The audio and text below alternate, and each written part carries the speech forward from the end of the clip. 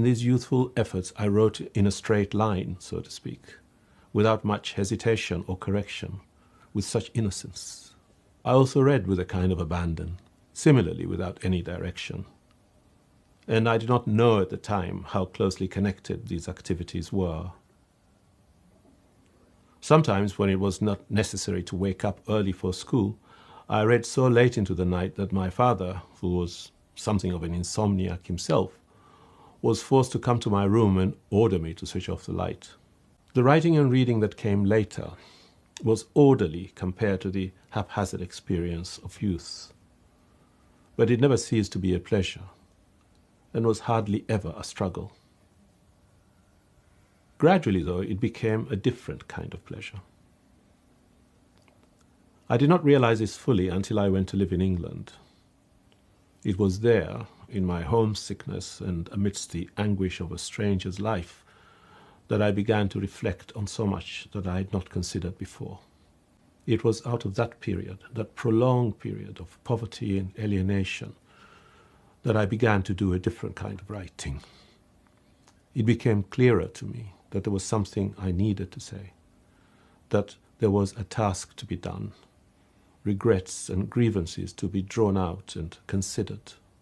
Some of these matters became clearer to me in England, not because I encountered people who clarified them to me in conversation or in the classroom, but because I gained a better understanding of how someone like me figured in some of their stories of themselves, both in their writing and in casual discourse, in the hilarity that greeted racist jokes on the TV and elsewhere, in the unforced hostility I met in everyday encounters, in shops, in offices, on the bus. I could not do anything about that reception, but just as I learned to read with greater understanding, so a desire grew to write in refusal of the self-assured summaries of people who despised and belittled us. But writing cannot be just about battling and polemics, however invigorating and comforting that can be. Writing is not about one thing, not about this issue or that, or this concern or another. And since this concern is human life in one way or another, sooner or later cruelty and love and weakness become its subject.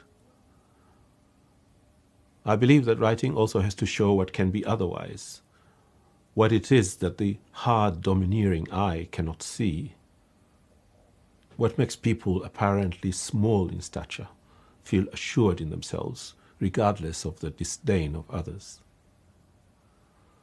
So I found it necessary to write about that as well, and to do so truthfully, so that both the ugliness and the virtue come through, and the human being appears out of the simplification and stereotype. When that works, a kind of beauty comes out of it.